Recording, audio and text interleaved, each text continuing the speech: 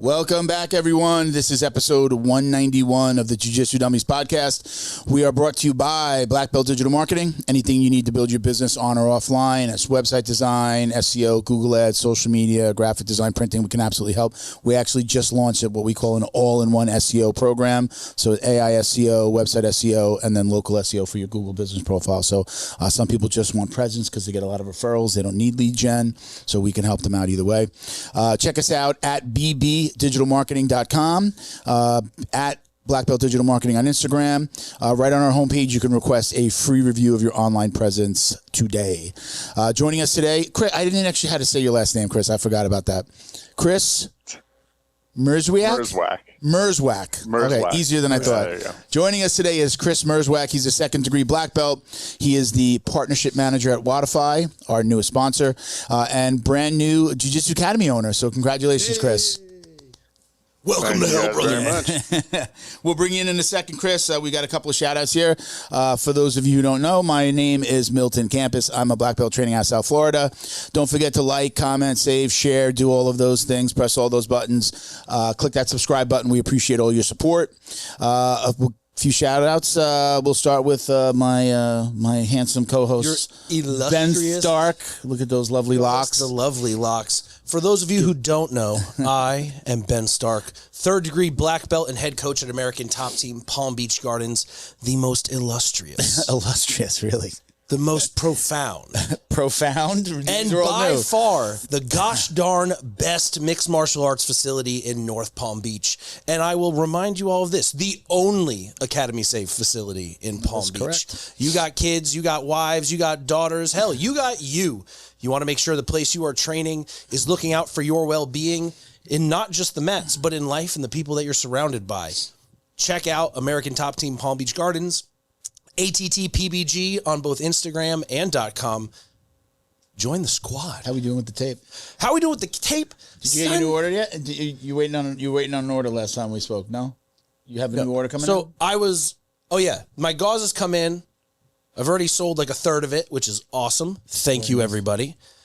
Going to restock on some tape. That's Fight Tape US on Instagram, and the website fighttape.us is the That's right. The website as well. Look, we're all jiu-jitseros here. We all grapple. We all do jits. We're in the kimono. Eventually, your fingers and toesies are going to get banged up. You see Javier's finger last week. Our last guest, Chris, Javier Vasquez is like one of his fingers. Bro, his fingers. They're like a marble. It's like the Meow Brothers. Have you seen the Meow Brothers fingers? They look like cocktail straws with cherries on it. Like, bro. Yeah, when he went like that, it was like one of the fingers. Yeah, that middle finger was gnarly. Completely crooked. But if you have jiu-jitsu fingers, you need Fight Tape. There we go. You can rip it in half. You can use it all the way. Just tape them fingies up, and you will feel so much better. Frankly, you'll look cooler. Are you gonna take my advice and get the smaller, thinner? Are you gonna make a smaller? I want to, but I have to house my own storage stuff, so I just don't have space for another 2,000 rolls. You can always find space. You can find space. I would like to. You can always find space. If Florida had basements, if only. No. So you mentioned Academy Safe, so let's give a shout out to Academy Safe. We are brought to you by academysafe.org. It is a nonprofit that I started with Rob from McDojo Life. Our mission is to clean up the martial arts by advocating for background checks, U.S. Center for Safe Sports certification, concussion training, and 5 other, we call them our 8 pillars. Again, I founded the nonprofit with Rob Ingram, and together we're going to completely change the way people find and vet martial arts academies. We are. We've got over, I think we're at about 230 plus members right now. That's great. Throughout the entire United States. We have 2 Canadian coaches now. Hey now. And, basically what we want to do is everybody knows what's going on in jiu-jitsu and in martial arts. And we want to we've created a registry of academies that are prioritizing their student safety by making sure they background check themselves and their entire staff, whether it's the front desk person, whether it's the guy that drives the van to pick them up from school for the aftercare program. Anybody that's in contact with your kids or is an employee in an academy, is whether they train or not, is going to be on that list. So, we also do CPR, defibrillator training, security cameras, right? We're helping you get those things done, or really kind of guiding you and getting those things done. We do provide the background check, U.S. Center for Safe Sport, and the concussion training. And then the other 5 things are just like, hey, get us your business insurance, get us a copy of your business insurance. Let's verify you have security cameras and so on. So we just verify the other items. And again, we want to make Academy safer. I went through, a bad academy that I had to leave.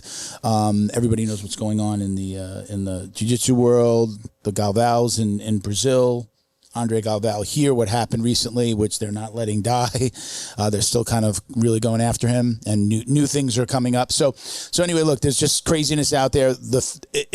We can't guarantee that nobody's going to do anything bad in the future just because we background check them, but it's a step in the right direction, and we've got a lot of other things that we're going to do to continue to make martial arts safe. So check us out at academysafe.org. Get your academies registered today. You do not have to be the owner to get it started. You could be a coach and get your academy listed. You can't get accredited until all of the staff members and coaches, owners, everyone is on that list and have gone through their 5 to 8 pillars. You don't have to have everything done to get started. So like if you need an AED, you can still get signed up. You get a listing page. We'll show what you've done, what you haven't done, which is always the background check is first. As soon as the background checks come back for everybody, we list you. You can get started. Don't worry about having everything done. We'll walk you through the process. We'll point you in the right direction for, an AED that's affordable for you. And, if you have any questions, just go to academysafe.org. You can fill out the contact form, and I'm the guy that's going to actually get back with you and walk you through anything. So again, academysafe.org, use code JJD. FIV. It's JJD5, but spell out the number 5, JJD FIVE. At checkout, you get a couple of dollars off your membership. Thank you to our friends over at Flow and Roll. Visit them on Instagram at flowandroll.com and check out the custom designs that they've created for gym owners. Stock up on your gis and no-gi kits at flowandroll.com. You can visit their website, or you can visit their Instagram, where they have lots of really cool samples of what they've done with, for academies around the country. Sorry. Let's turn that off. It's at flow_n_roll. And again, flowandroll.com. You get 20% off your online orders with code JJD. Real quick, I want to give a shout out to Seminar Stack. If you guys are not aware, Seminar Stack is a seminar forum that takes LEO, military, jiu-jitsu, Muay Thai combat sports, and starts to combine them. So you'll see law enforcement organized seminars focused around jiu-jitsu, Muay Thai, and its applications for business, etc. If you are in Harrisburg, Pennsylvania, August 8th, come out to the next Seminar Stack event.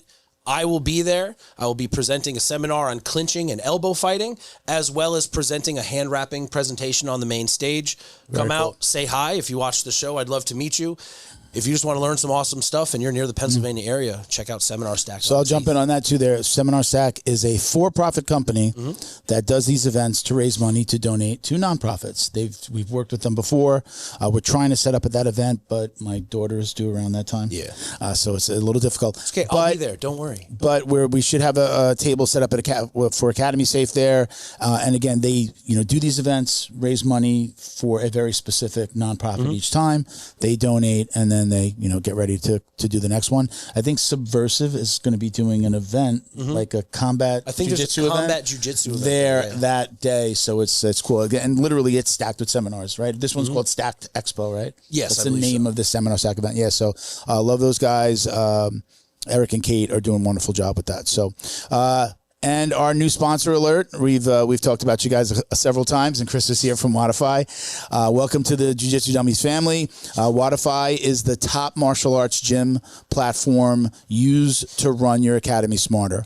You have automated belt and rank tracking, family account management for your kids' programs, a content library where you can share technique videos. Ben's got some of the best technique videos on the internet. I love his stuff, the way that he walks people through their stuff. Hit 20,000 in an hour and a half. You can share those technique videos and training resources directly through the app, and it's got a student experience that actually reflects your culture that you've built on the mats. Their team gets the jiu-jitsu community, and it shows. Like I said, we have Chris here, who's a partnership manager, and he's a new gym owner. So go check them out at Wodify.com. New customers get $100 off per month for life. You can book a free demo right there on Wodify.com. And with that, let's bring in Chris. Welcome, my brother. Thank you for being patient, man. Oh, dude, thanks for having me, guys. I really appreciate it. So first off, thank you for all your help with getting set up on Wodify, on the Wodify affiliate program. And, thank you guys for putting your confidence in us and sponsoring the podcast. But most of all, congratulations on your new academy, man. That's an awesome milestone.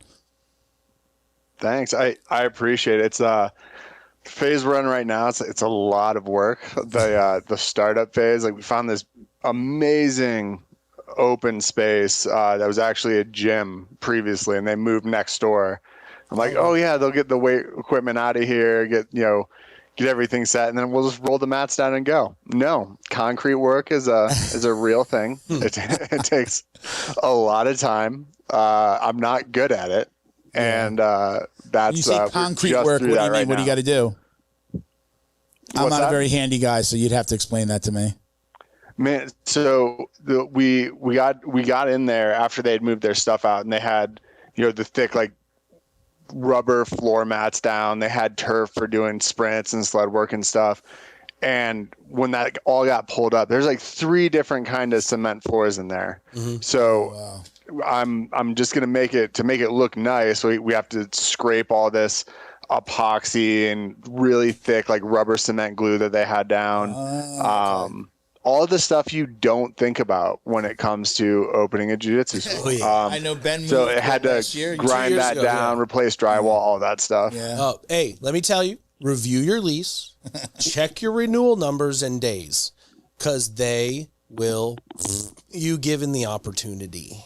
Your landlords are not your friends. Write that down.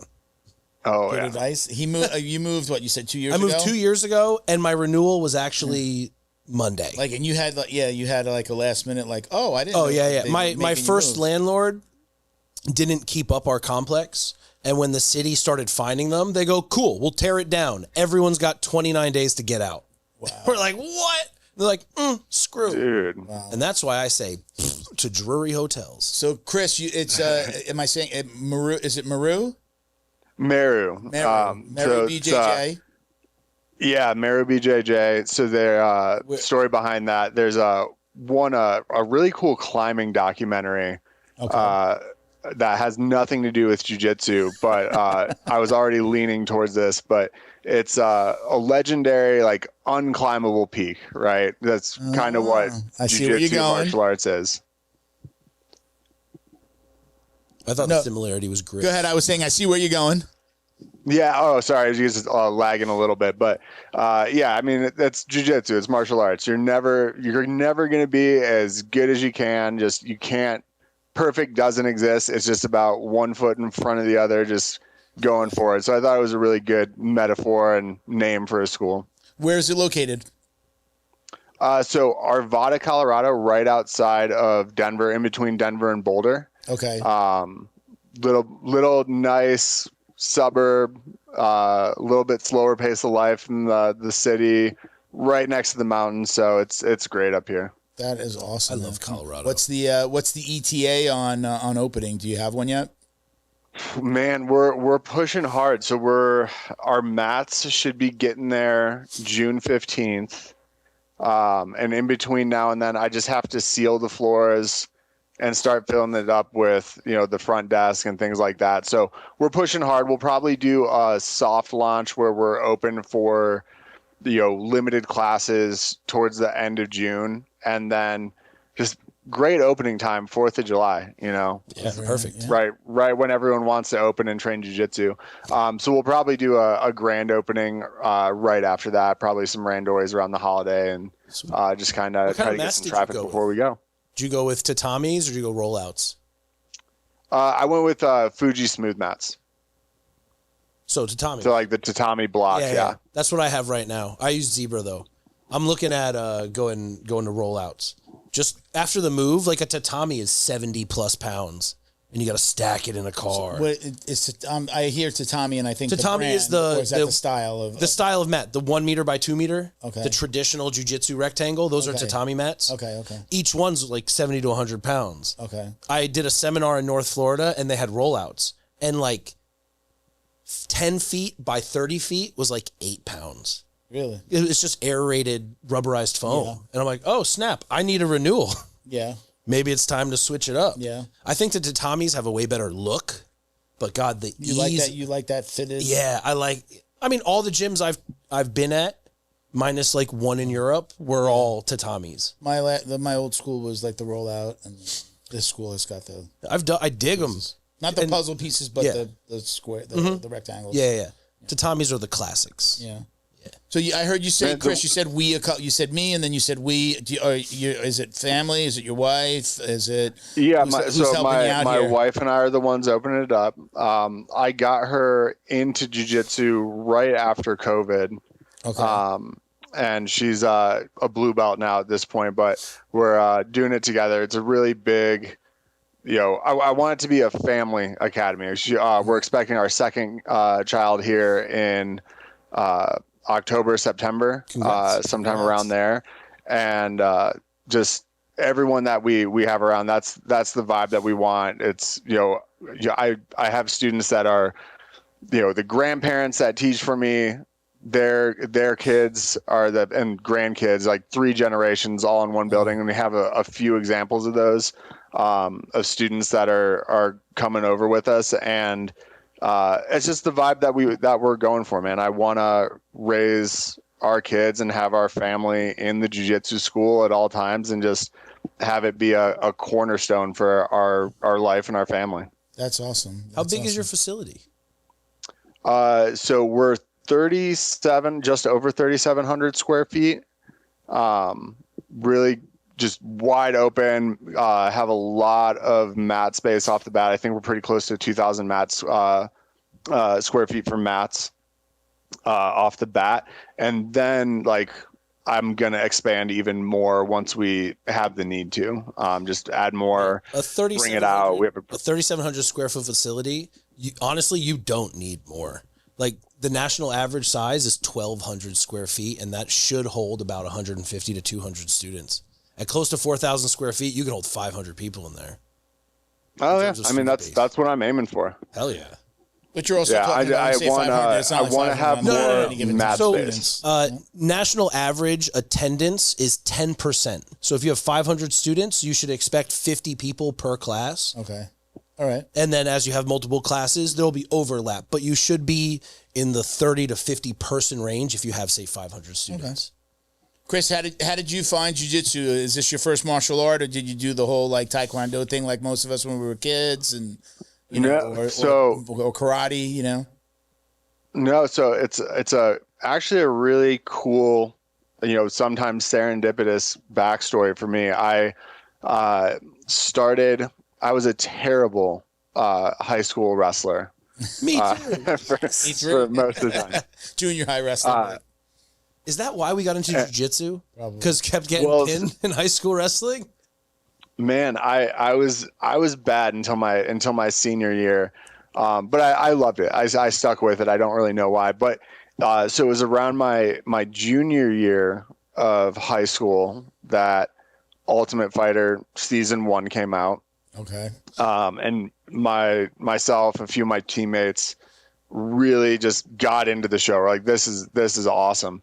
And I started following it, watched religiously. And then end of first season, I just remember, it was the main card, main event was, or main event from the Ultimate Fighter was the legendary Stephan Bonner, Forrest Griffin fight. That was just insane.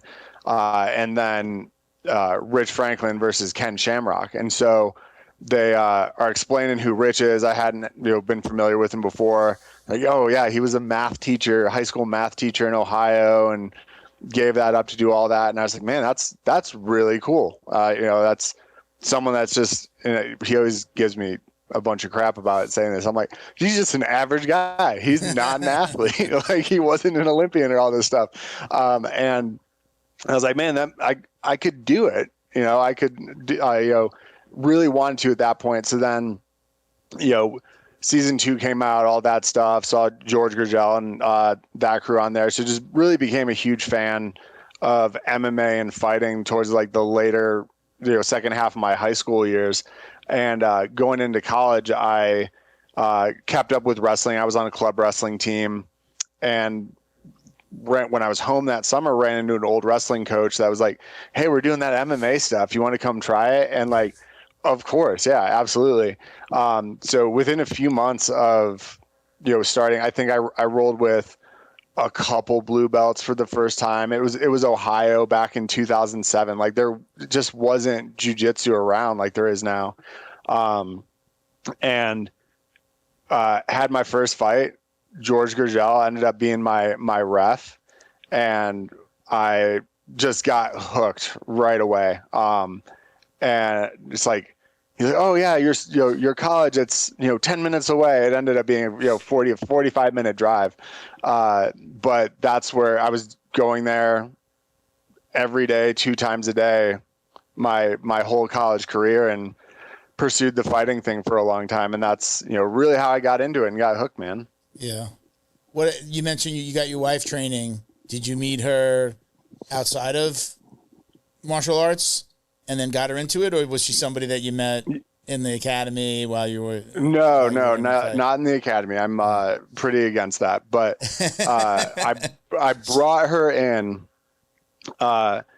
She's gonna kill me, but I'll tell the story anyway.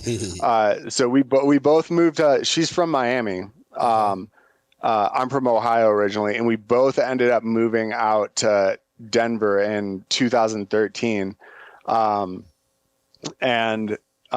initially she was it was right when like Tinder came out, and 2013 we were each other's like first Tinder matches, and she ghosted me on the date. Ghosted me. And then eight years later, like right before COVID, we reconnected. Hold on. Wait, when you reconnect, she ghosted you. How did you reconnect though? Through the app again, or? No. I sent her a message one night. I was like, "Hey, I don't know if you remember me. We were supposed to go on a date 8 years ago, and then we ended up like planning it, and then the entire world got shut down, and we had started talking via text and all that. So we were talking a lot, during the shutdown, just getting to know each other that way, and then met when things reopened up, and here we are now. And send a girl a message that's in your phone after 8 years. Well, I saw we've had followed each other on social media, and I figured something saw a like story that. or something. That's not that unreasonable. Like 8. If it was just 8 years and you only spoke to Tinder is one thing, but again, social media changes the game. Like, I met my wife, and then 6 months later, I just randomly texted her. Yeah, well, 6 months, 8 years is a big difference. I mean, he got there. He got there. He said. Now you said you before, must have left an impression. You said we never met. I was literally walking out the door, like getting ready to leave and meet her on a date. I was like, "Hey, are we still on?" Radio silence. Did she ever tell you what happened? Like why she ghosted you? Yeah, she remembered it specifically. She's like, "Yeah, I was going to the gym and I didn't want to not go to the gym." Wow, that's crazy. You know what though? Not a bad thing. A girl chooses the gym over you, and you're a gym guy. It's true. Well, you're like, You're like, "Oh, respect. I'll inject for you." She's like, I literally. She's like, I vividly remember this. I vividly remember. Yeah. Looking at your text message and deciding not to message you just back. for an exercise class. I did Pilates instead. Is the gym still more important? As a man, you will always be third or fourth in line. Yeah. Now, you're going to have 2 kids, so you're definitely behind both kids. Maybe the gym, right? I refuse to believe that. Your partner should come before the children. Not by much, but let's say this because we did post a very strongly worded reel starring Ben about dating in an academy. Don't do it. But let's clarify, I think, both of our positions. We understand, because Chris was just like, no, I didn't mean, I'm against that. He said, there's a difference between you're a student in a gym and you're meeting people versus you are the person in charge, the owner, the coach, and you're starting to use it as your own personal Tinder app. There's a difference between that, and I think we both agree. Like, no one's ever going to students. Yeah, hey, so be it. It happens. Yeah, but if you are staff, coach, assistant coach, desk staff, absolutely not. Yeah, I mean, there's and obviously that plays into academy. I mean, it's not a rule through Academy Safe, but we see that's where problems start. Is where somebody in power is then new white belt and let's do some privates. I can help you. You slide into the DMs. Was it you that said, who said they had a coach? You told the story of somebody that was like, if they leave, you pay their dues. If you're dating and they leave, you're paying the rest of their dues. That happened if they to quit. One of my coaches in the 80s. Yeah. He was teaching for... Tell the story again real quick. So my coach was teaching back when he was like 19, 20, and he was dating a girl in the gym. And a guy was hitting on his girl. He wasn't getting anywhere, but he was hitting on her. He was hitting on somebody else's girlfriend. He was hitting on my coach's girl. Wow. I don't know if he knew or not, but like whatever. So on a sparring day, coach beat the shit out of him. He just messed him up. And the guy quit. So his boss brings him in. He goes, hey, I know exactly what happened. Dude was talking to your chick. You got in your feelings about it. You beat him up. Well, he canceled. He still has 10 months left on his contract. You're going to pay for it. His dues are $150 a month. It'll be taken out of your pay. And I adopted that rule. All my guys, I'm like, one, I don't want you dating students, but sometimes exceptional things happen. Yeah. But if you get involved in any way and they quit, you pay off their contract. There's definitely, look, I've met girlfriends that I've wound up living with at work. I mean, it's, and in some cases I might have been the person in power. But it also wasn't like I wasn't trying to run through the whole the list of the girls at the academy or at the at the work at the job. What did you say? You threw me tasteful. I thought you said you were just doing a tasting. No, no. But I mean, it's different when maybe you fall for somebody and things happen, but you have to know. I mean, a lot of companies make you disclose relationships, especially when there's a power dynamic. But hats off to you, Chris. I mean, I appreciate the fact that you say, I don't like that. You're doing the right thing. Do you know if you're going to put a rule in place in your academy? I mean, I say you got a lot of families and coaches and things like that, but will it be a steadfast rule or just kind of like a, hey, it's kind of like, a policy, but it's not necessarily in writing and somebody's signing off on it or? No, man. I have just like a liability waiver. I already have it in there. It's in Wodify, and I set a list of 10 rules for the adult students, right? And I think this one in particular is a little bit of it can be, and this is for students, not for staff. For students, it can be a little bit of a gray area because people are adults. People do meet at activities like the gym or wherever it is. So I'm never going to punish that. But when I see a pattern, right? If you see a pattern of, all right, this person is treating this like a bar or a dating app, that is something that can really impact the culture negatively very quickly, especially if that spreads.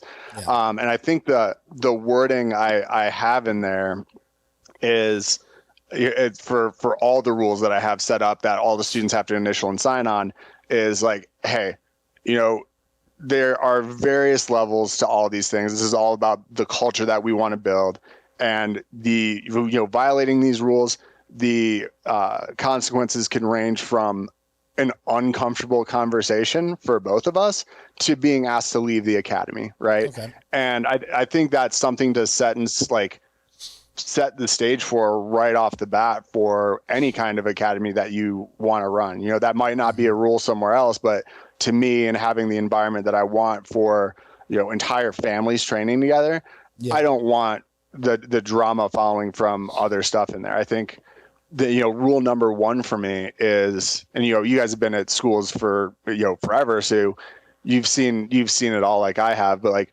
rule number one is like, man, if you can't do it at McDonald's, like if McDonald's will call the police on you, you cannot do it here. What kind of behavior are we talking about? Oh man, like over the years I've had, you name it, like I can think of people like trying to pass out drugs before class and having to ask them to leave. Things that violate stuff that would be, safe sport specific or academy safe specific, like, you name it, just, and I don't want to throw anyone under the bus with specific stories, but you run into things and you have to deal with them as you go. But I think if you lay it out pretty clearly, like at the beginning, it at least helps understand the culture. But, I mean, at the end of the day, are you going to have, you're saying that's something for students, and did you create your version for yourself and it's in Wodify for them to sign off on? Or is there something like, is there a template that Wodify gave you and then you've modified that? Is that like a template? These are all me. Okay. These that's are a good thing. All things I've had to deal with, and I don't want to deal with them again. You get to create the culture. I mean, that's the beauty of having your own place. Did you coach? Were you coaching at your last academy? What's like your history as far as you just training jiu-jitsu and or coaching? Yeah. So, man, I was even back when I was fighting in Ohio and Cincinnati at Georgia's, I wasn't like a full spot, primetime class instructor, but I would jump in and substitute for classes. I would do privates and that sort of thing. And then out here, after I'd retired from fighting, gotten my black belt, like I really wanted to focus on teaching and coaching. So I was doing that at my last academy for a really long time, and then was a manager at a school that's out in the area as well. And I did that after COVID up until 2025. And then Sorry. The fact that you have a history of managing a gym is going to be so beneficial with running your own. Because I came in as an international coach only. I hadn't managed anything. So it was still traveling around coaching. Yeah, I was coaching around the world and stuff, but I never learned that much of the business. And my first 3 years were a kick in the nuts on what you really got to do. Craziness. Yeah. Yeah. Like the silliest stuff. My partner and I had split after like 4 years, and I went to the city to let them know that the business has adjusted. They didn't even know we existed. As an academy owner, you work hard to build trust with your students, their parents, and your community. But trust isn't something you claim, it's something you prove and earn. That's where Academy Safe comes in. We help academies like yours stand out with verified safety standards. Background checks for all staff, U.S. Center for Safe Sport certification, concussion training, defibrillators on site, CPR, first aid and AED certification, security cameras, rank and lineage checks, and verification of business insurance. Join the trusted martial arts registry that's redefining safety throughout North America. Lead by example. Show parents you're accredited with Academy Safe. Special thank you to the crew over at Flow and Roll for all their support. Flow and Roll is renowned for their incredible no-gi rash guards, shorts, and leggings. Flow and Roll has quickly become the premier custom apparel provider for academies big and small throughout the United States. Reach out today to discuss your custom order and ask about their incredible pre-order program. You can send an email to flowandroll@gmail.com or visit their Instagram at flow_n_roll and shoot them a direct message. And yes, they can create an awesome custom gi for your academy as well. Visit flowandroll.com to check out their awesome designs, and remember, you'll get 20% off your purchase of t-shirts, rash guards, or gis with code JJD. You show up every day to change lives. You manage a million little details, all of them critical. We get it. We know the founder mindset because Wodify was built from the ground up, just like you. We know details because we fine-tuned every nuance of our own platform to make it work seamlessly for you. You need a partner who understands your business and a platform that helps you run it like a well-oiled machine. The founder hustle never stops, and you wouldn't have it any other way. We're Wodify. We're built to build you up.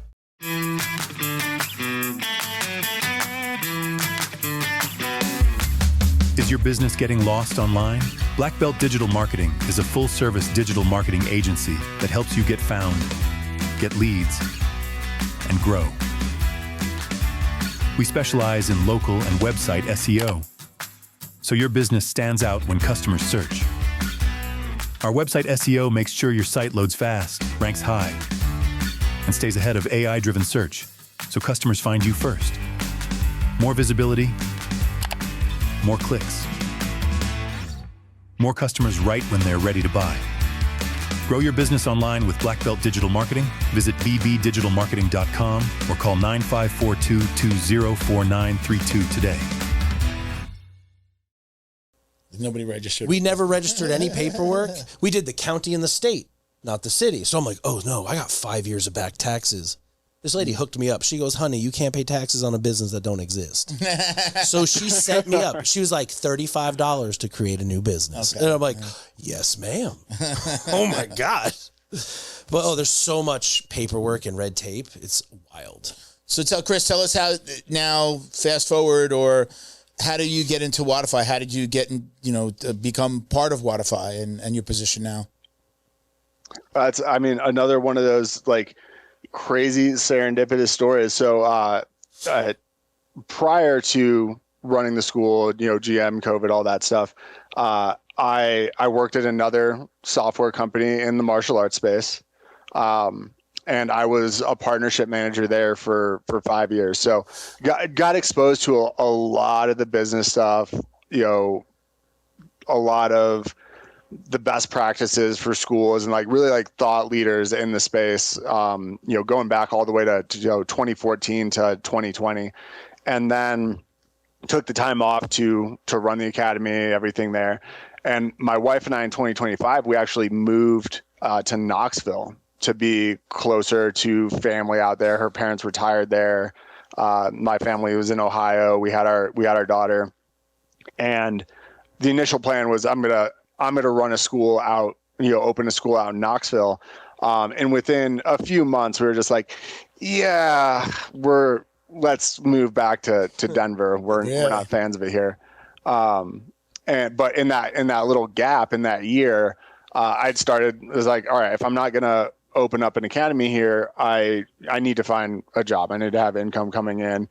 I have a very specific background and skill set that doesn't, make it easy to find something that's, one, interesting to me, or two, interesting to a company that would want to hire me. So I was scrambling, and I was looking for places to train because Knoxville training is few and far between, especially with the traffic there.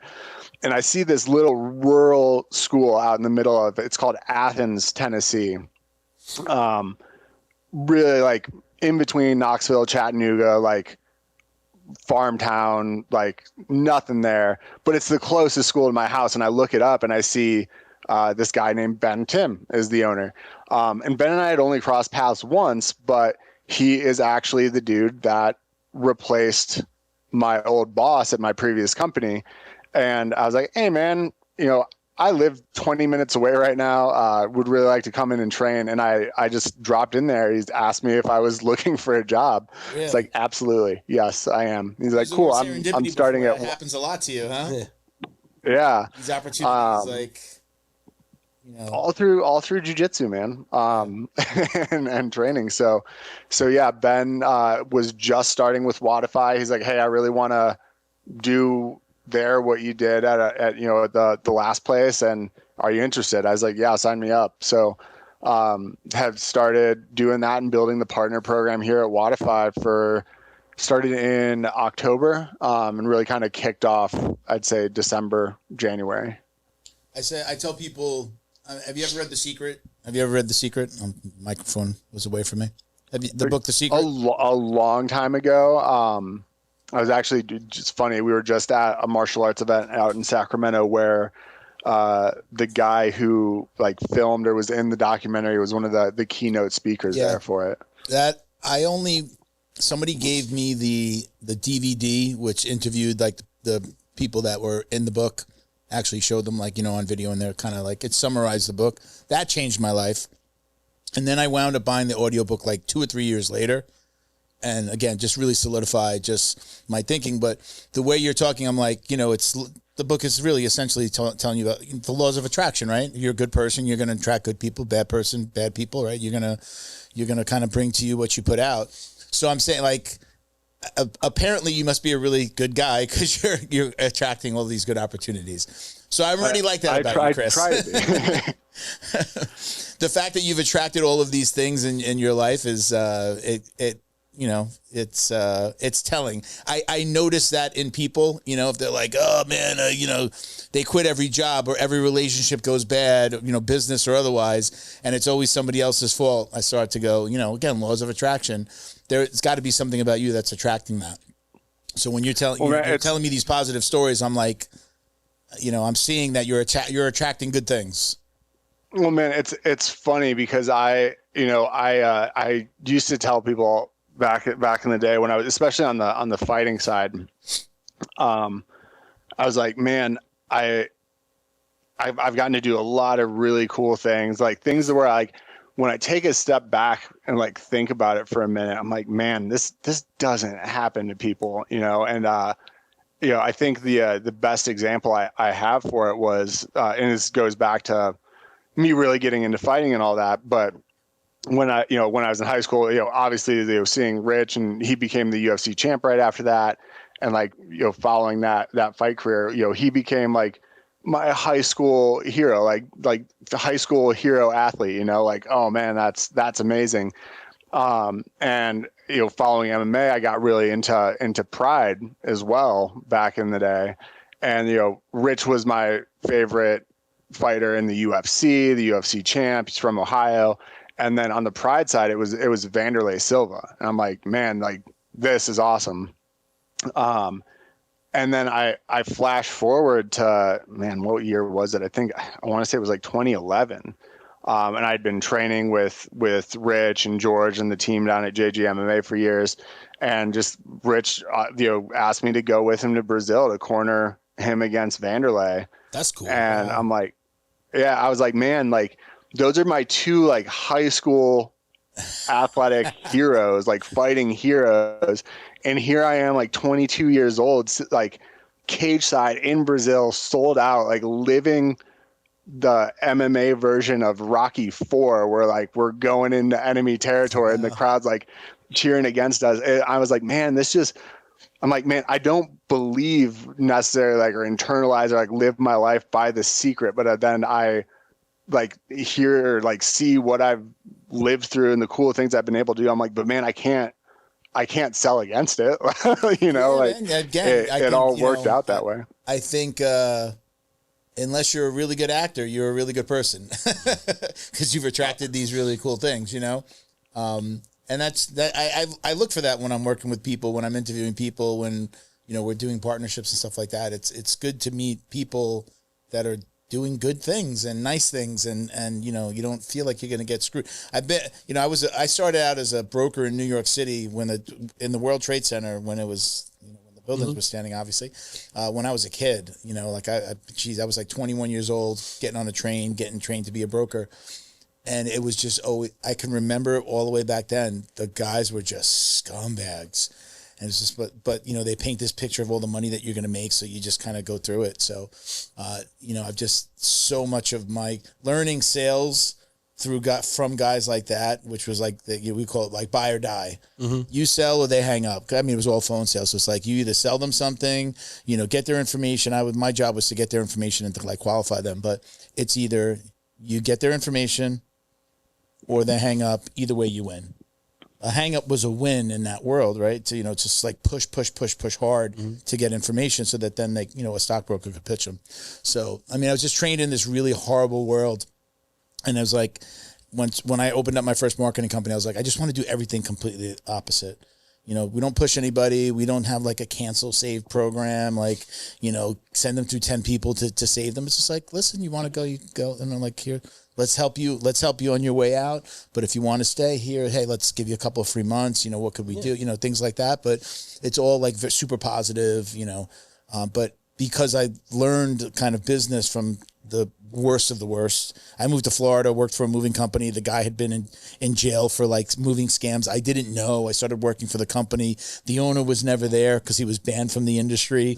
So his family was running it was just craziness, but I didn't know. And again, it was just like, I'm just looking for the paycheck.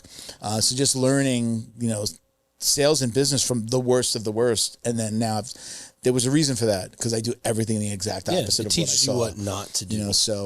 So anyway, so you mentioned, let's kind of go back on the Rich Franklin thing. So you just wind up running into Rich Franklin in the gym that you just got to know him. How did you wind up in a gym with Rich Franklin? And you mentioned the name Gurgel, George Gurgel. Is that like Fabio Gurgel's family George Gurgel was Rich Franklin's coach. He was the guy who I've heard of like Fabio. George Gurgel was the guy who went to sleep and make the Von Flu choke. Okay. Yeah. He was the guy on the bottom? Yeah. Okay. But is that from that same family? I don't know if they're from the same family, but I know he was a coach. No, Chris? Ohio. You're nodding no? No, not the same family. So George is from Fortaleza, Brazil. Okay. And then came up. He was in Dayton, Ohio for a while, but then settled in the Cincinnati area. And like really him, there were no black belts around in Ohio back then. I think Salo and Sanju, the Riberos, were actually in Toledo, my whole hometown, my whole life. Really? Until like 3 months before I started jiu-jitsu, and they decided to move to San Diego. They were okay. But yeah, I think there was 3 to 5 black belts in 2006, 2007 when I started, and in Ohio, and I was driving 45 minutes to George's after I met him at my fight, and yeah, I wanted to be part of the fight team. It was a little bit different back then. It was, hey, this is what I want to do. It's like, cool, let's throw you to the Sharks and see if you want to still come back. That's just how it was. I did. And like, it doesn't work that way right now. You're not going to have a successful, academy if that's how you treat every student. Yeah. But for the first generation, I think that's just how we came up. And so, yeah, I came up there for my, my amateur career, pro career, never really, I made it to the next tier with Strikeforce and Bellator, but never really took the next leap off of that. I lost both of those chances. And then by the time I was 25, I had some pretty like rough injuries and stuff that surgeries would have set me back had I not had health insurance. And then I, started making that transition to, the professional business world. And but I still wanted to be part of jiu-jitsu, of MMA, of this culture. Like, even before I was running an academy, like I knew this is my world. This is my thing that I always want to be a part of, Yeah. So you had a fight in Strikeforce and one in Bellator? Did you say that? Or you had opportunities that you didn't take? Oh, you had fights in both of those organizations? Yeah, so the Strikeforce fight, I lost both of them. The Strikeforce fight I was on was a local. It was local for me. It was Cincinnati, but it was, man, one of the most stacked cards I can think of. So I was the opening fight against Dom Steele. The fight on the undercard after me was Amanda Nunes versus Alexis Davis. Just absolutely stacked card. Jacare was on it, Hadja Gracie, Fei Zhao, Josh Barnett, King Mo. Like, wow. I can keep going on. Like, it was a crazy, ridiculous card. And like we had a scrap, and I lost the fight, but man, it's one of those fights where, like, defining moment for who you are. Like, and you guys have both competed, fought, like, it's like we both left everything out there that night. Like, Dom ended up winning, like, but probably took years off of both of our lives, but just amazing fight. And then the Bellator one, I got out wrestled, couldn't put it together, for that one, but, just really, really cool great experience to be able to live that life and transition over to this side of things. What type of school do you think you're going to have? Is it going to be, I know you said family before. Do you feel like you're going to lean towards the competitive side first? No-gi, competitive, or competition school, or is it going to be more of like a hobbyist school? Do you have thoughts on that, or is it one of those things where it'll kind of evolve and it'll take its own path? I mean, I think regardless of where we go, things will evolve and it'll take its own path. I know, there's always going to be a competitive aspect for me. Am I going to make that the focus? No. I think and on the flip side of that, like anyone who wants to, I'm going to support them in that. And I want everyone to have good jiu-jitsu. I don't want the jiu-jitsu at my school to be like, all right, we have like the jiu-jitsu for the masses, where you guys are going to be like, yeah, okay, like you're going to get a watered down version, and then I'm going to like pay all my attention and make my competitors really good. I want everyone to have good quality, great jiu-jitsu that's going to take them wherever they want to go. And just like, if you guys want to go further on the competition side, like let's go there together. Where we're at, it's not like Denver proper. It's a slower suburb where there's families, people have settled down. They're some of the biggest hurdles for scheduling is like, all right, everyone's going to be off work, and then they got to put their get their kids to bed at home. So it's not near like a college where I'll have a younger crowd, but the ones that are going to compete, want to do worlds, pans, that sort of thing, even locals, we'll be able to support them for it. We have a really good group of coaches that have been at that level. It's just kind of figuring it out as we go, like how many people that are living the suburban family lifestyle want to push to that next level, Okay. How much now? Let's talk about Wodify and how that plays into you getting your academy started, marketing. Like, tell everybody a little bit about why Wodify. We've everybody's heard of especially the academy owners out there or coaches that are listening. Wodify, it has that why. I know, like, right, that comes from like work out of the day. I think it started like as a CrossFit. as a what is that? CrossFit, like a CrossFit. But you guys have really made a play into the martial arts world, and you're one of the biggest, if not right at the top, right, of martial arts academy software. We're really starting to get the attention that I think the software deserves in the martial arts world. And, so a little bit of background, Wodify started as, a member experience for the CrossFit boxes for like workout tracking, right? And then over the years added business functionality and just really took off as a company. And, even though we're definitely getting traction, we're up there in the martial arts side of things right now, I think a lot of people don't even think about Wodify off the bat because of the WOD part, the CrossFit. Martial arts school owners are of the mindset of like, oh, this wasn't built by a martial artist, this isn't going to work for me. End of the day, you break down the business functionality, like in the business necessities for CrossFit versus martial arts, it's very similar. It's a lot of overlap. You have memberships that people sign up and pay for, monthly, annually, however you break it down. They get access to a certain program that you offer, and they are checking into classes, and that's the bare bones. And then you might have like private lessons or individual personal training, that sort of thing.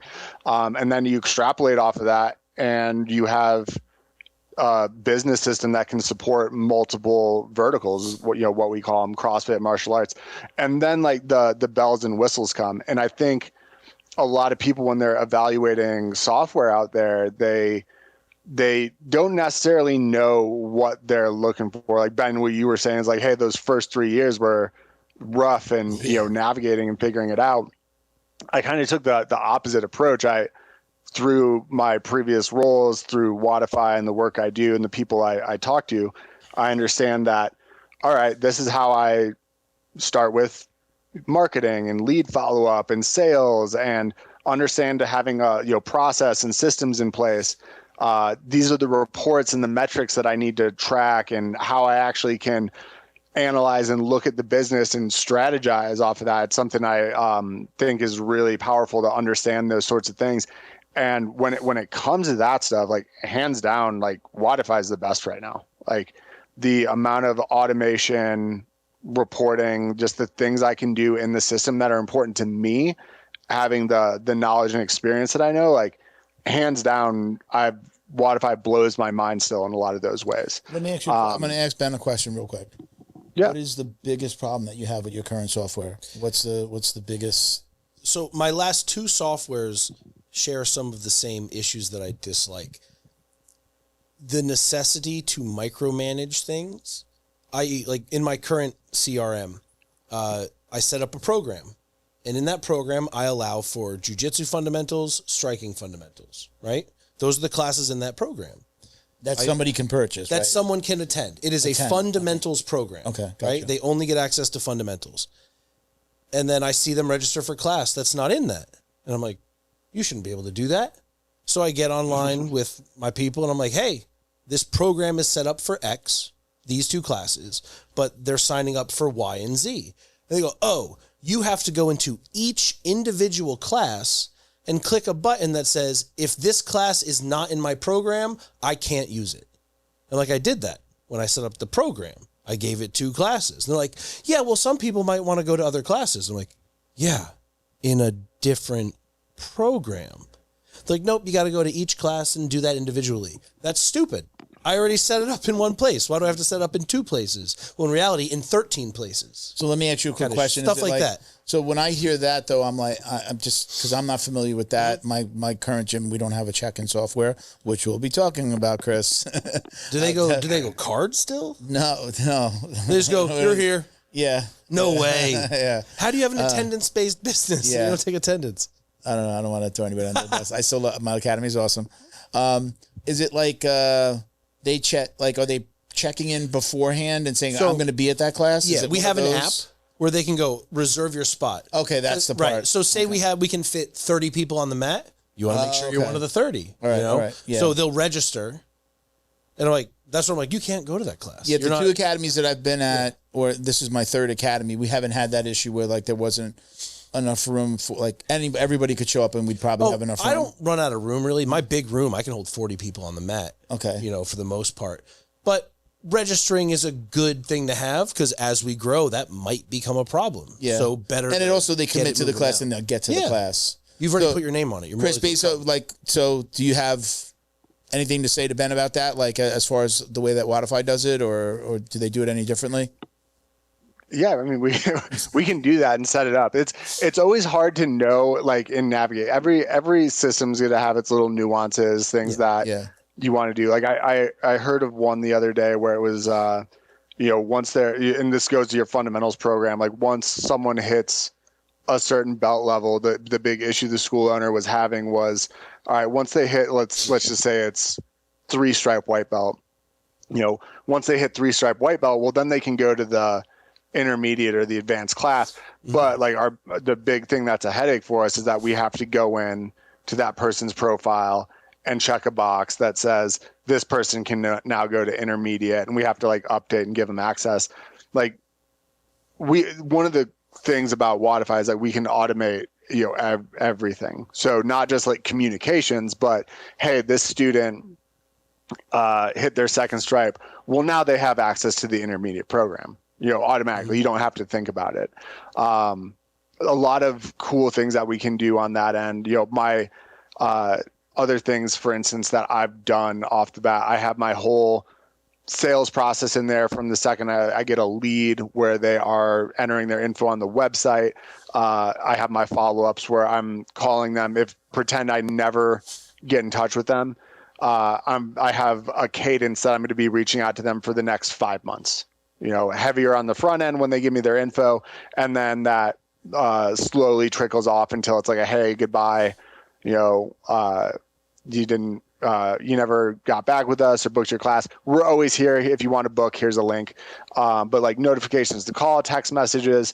I have onboarding emails that go out for my adult jiu-jitsu students and my kids' parents. that'll let them know. And like, I'll work some of the academy safe stuff in as we go through that process. Like, hey, this is what we do to ensure your child's safety here. We have the cameras, we have this, everyone has a background check. And that's something that's important to me too. I mean, my kids are going to be growing up in this academy on the mat with everyone else. Like, I'm going to make sure it's a safe environment that, there's no questions asked, So working a lot of that stuff in, and I mean, you name it, I can probably talk your ear off about it for an hour and, any topic in the software world. I've just been here so long. My CRM for my marketing company, I don't want to say insert business here, but, we're working on our automations right now on like following up with somebody who's inquired. We're very lucky because everything that we get is a referral. We're in groups where we get referrals from other members. So everybody's been like, hey, I work with them, call this guy. Or you need a logo, hey, this is the guy that I would use. So everything's a referral. So we're in a unique position. So we don't really buy leads and things like that. But AI has our CRM made this huge play into AI. How much has AI affected, or have you integrated AI functionality?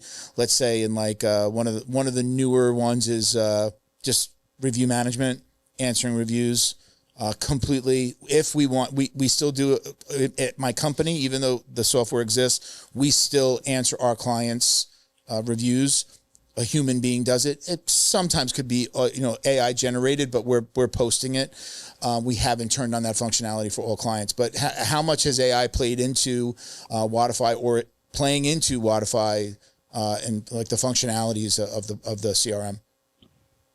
So quite a bit, and I'll say this: I think I appreciate the way that as a company that we're approaching it, where we wanted use AI intelligently to really facilitate operations of the business versus approaches of not just like the CRM space but other companies out there where it's like I'm gonna do AI because it's AI and that's what everyone's doing right now. We were actually one of the first companies out there, and I think Wodify did a little early before people were really on the AI bandwagon, but we have this function in the system called Retain.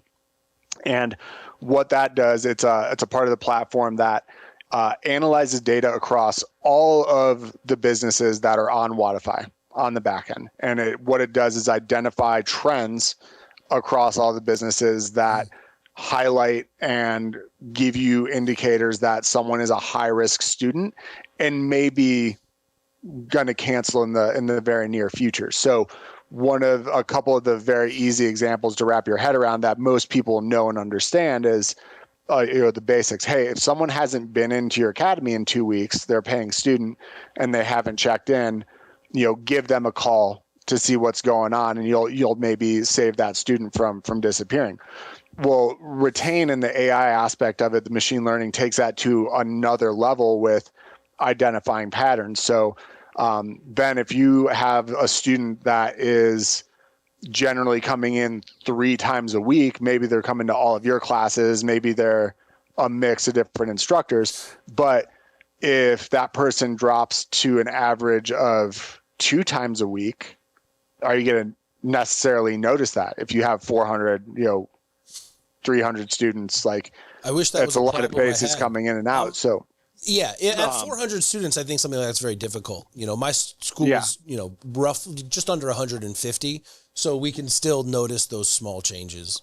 I think you need to have the they got their blue belt button, right? That's the classic. Like you got your blue belt, then you never see them again. See you later, guys. Yeah, that's one of them. So it's funny. We're actually using some of the data from that. That one specifically, I threw out. I was like, who really is the most high risk to stop showing up? And we're doing it off of belt level and everything too. But so on that end, it's what it does is identifies, hey, this person's attendance dropped from 3 times a week to maybe an average of 1.5 times a week. Like, check in with them. Maybe they're losing interest. Maybe they have something going on. It just helps you identify patterns in the data and personalize it. When it comes to, for me, and this is, I'm pretty big on this belief when it comes to martial arts in particular. I don't want an AI chatbot messaging my leads and talking about my programs, because I want the person that's interested in the school to get a genuine taste of the people at the school, whether that's a message from me or my wife or one of the staff. If they're interested in our classes, I want to be the one talking to them.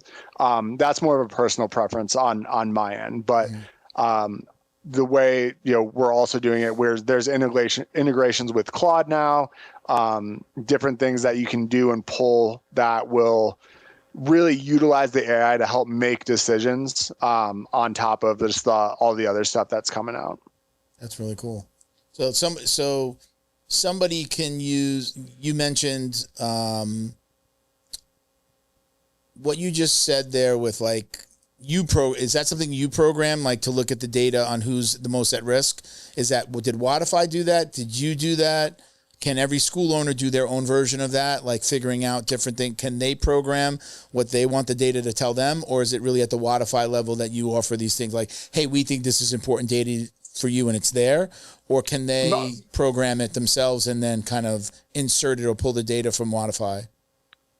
A mix of both. I'll say I did not program anything, because I used to get punched in the head for money, and that's not my not my thing. But I know how to use it. I know what is important, and I can say, all right, I want to see students that fit this criteria, and I know that over time they're likely to fall off the face of the earth because they got their blue belt. They're not gonna, chances are they're gonna, attendance is going to go down.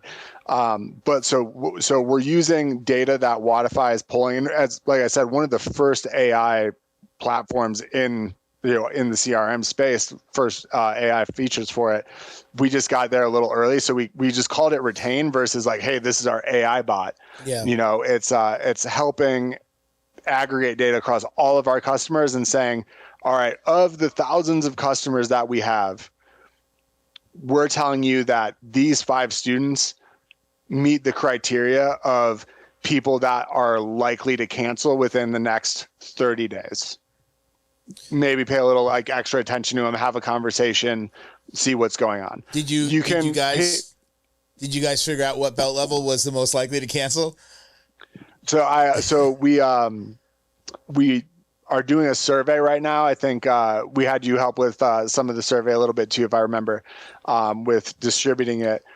We are actually actively analyzing that as we speak. I think that's in there. I threw that in, like which belt level is actually most likely to quit and like how far in are they going to. So we'll have some hard measurements on that here soon in the very near future. It's white belts 3 to 6 months. Yeah. Man, so for me, what I always found was first 100 days. Most volatile time in the jiu-jitsu journey is the first 100 days. Yeah, they hit that brick wall the first time, and they're like, "Oh, I'm not going to climb that wall." Yeah, and they just bail. Yeah, and I think figuring out how to get people from that white belt to blue belt level. And if you prepare, and I think about this too, when we talked about the old days, like that first brick wall for me was, all right, you want to do this, you're going to go get beat up by this guy over here. And if you stick around, you can be one of our students. Like now it's, hey, how do we get that white belt? How do we prepare the white belt for that brick wall where maybe they're not going to climb over it or bust through it, but they're going to know it's there.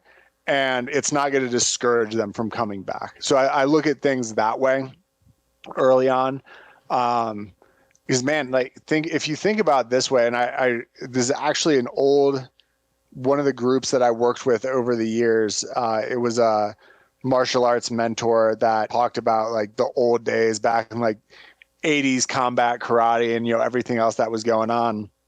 But his dad had run the academy, passed it on to him. And he's like, man, the one thing his dad always told me is like, he had that very old school mindset of like, we're going to break you down, build you up from day one.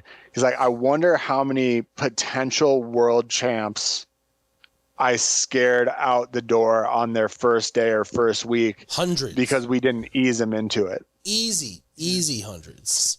Over years and years, without a doubt. I would tell you as a student, because I'm a student first, I don't own an academy. I have my black belt. I get asked to, coach a class here and there or show a move. So I love that. It's my favorite part of jiu-jitsu now. But as a student, the things that I look for, even still now, is the openness to go train at other gyms. To the point where, again, encouraged. My first open mat, I was just testing out my school. I went to 2 classes during the week, and I went to the open mat on a Sunday.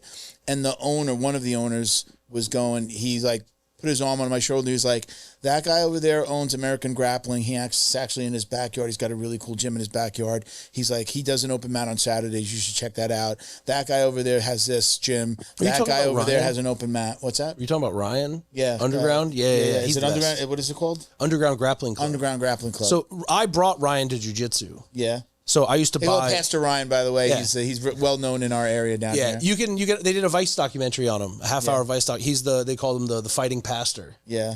So Ryan was my first sponsor. He owns Underground Reptiles. I was a big reptile breeder, and after years and years of hanging out, he's like, I'm gonna get my son involved, and then he got involved. Then we got our black belts together. Yeah. And so when COVID hit, he was like, well, I don't want to stop training. So he took one of his breeding barns, emptied it out, and just made it a gym. And it's 16 dudes. It's his son-in-law, his employees, and it's 16 guys. His guys all come to our open mat. We have a very popular gi open mat on Sundays. But again, that you're trying to recruit me to your gym and you're telling me to go to all these other open mats where you can completely lose me. That made me stay.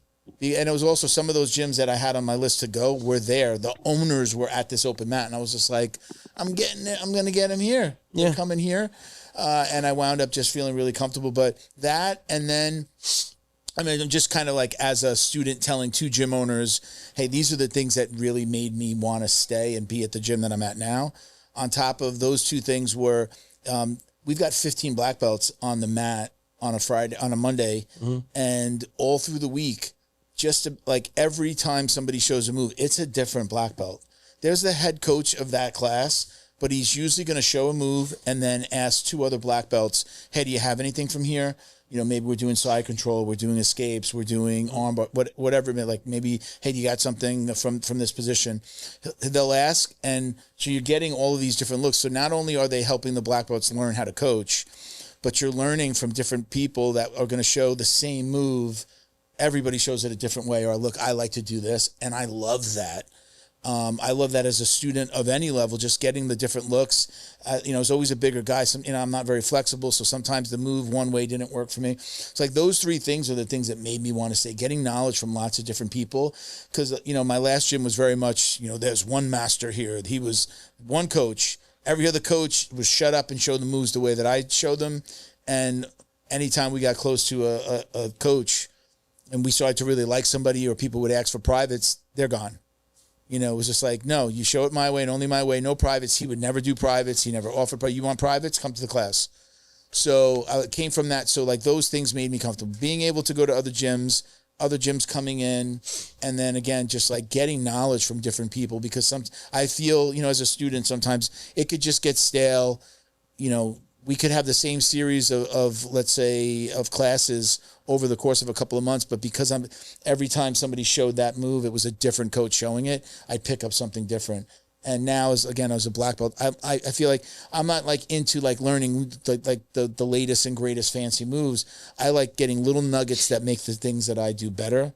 And that's just the gym that I'm in. So, those are the things that make me want to stay at a gym, and I just know if I go on a Wednesday night, it's 3 different coaches or 3 different black belts showing, that move that day, and I'm going to get just different knowledge. So that's again, why I chose my gym. Once I saw that, unheard of to have 15 black belts lined up at the front of a class that are all there to actively train and or coach.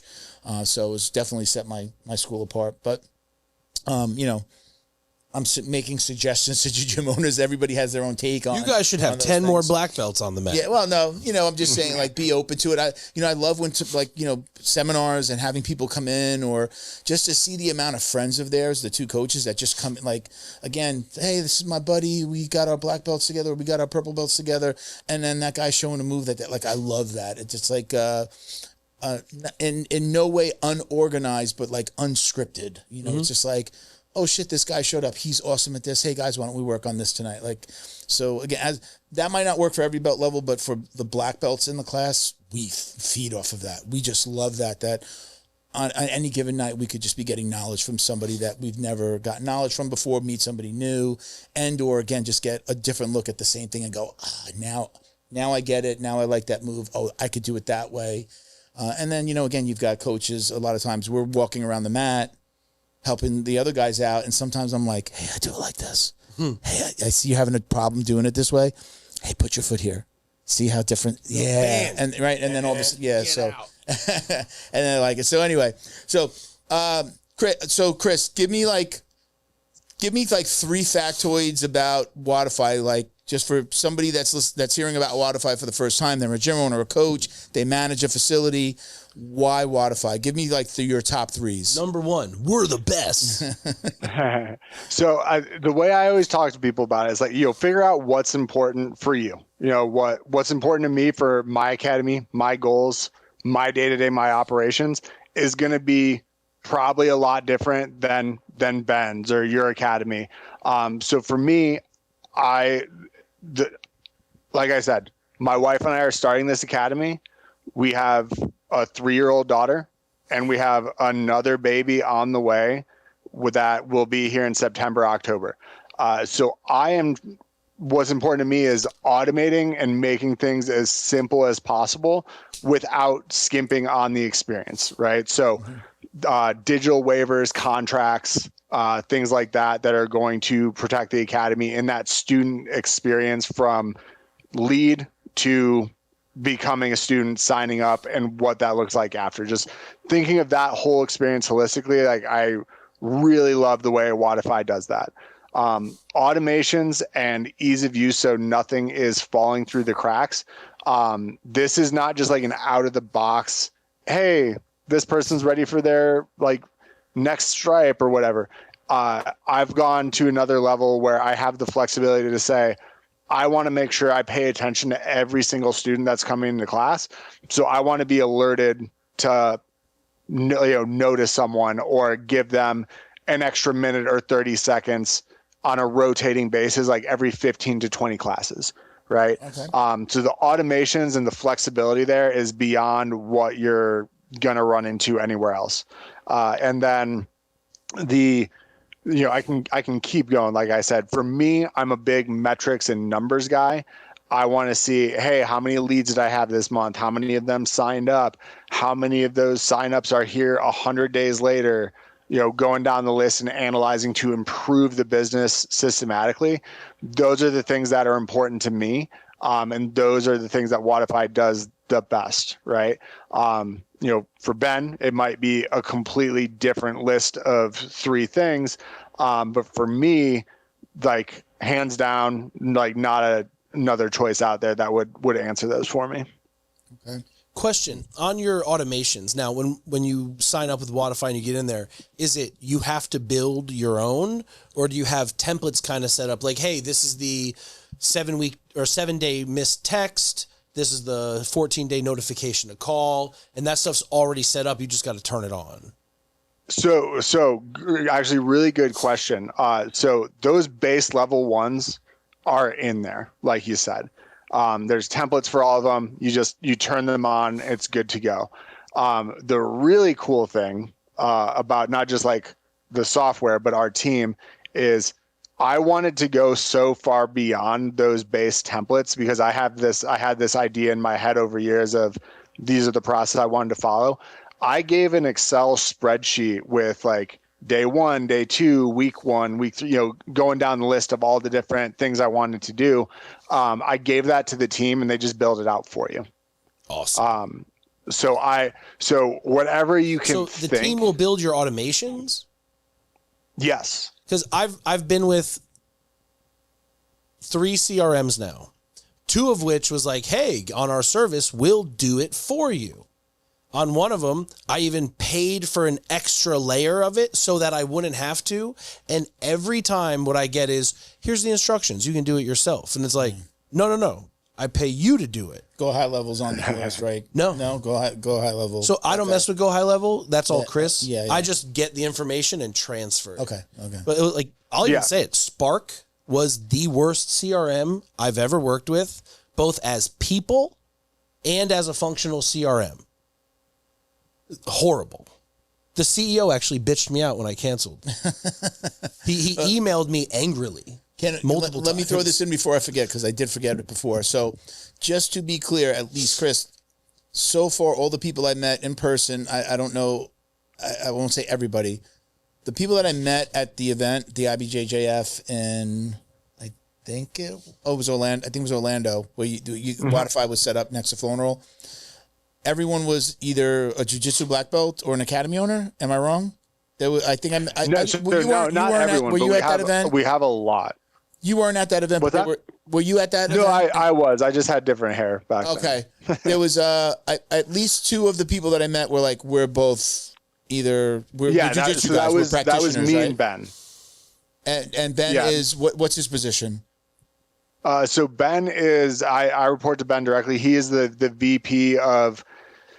He just got promoted again, but anything customer experience wise. So VP from sales, customer support, business success, everything that is customer facing falls under Ben's umbrella. And Ben is the one that owns the Athens Jiu-Jitsu. I do not own Athens Jiu-Jitsu. One of my complaints about my CRM, and it's actually changed because now we have something called Fast Track, and where it's actually CRM users of various levels and experiences. Like, we're in a meeting and we get to give our feedback.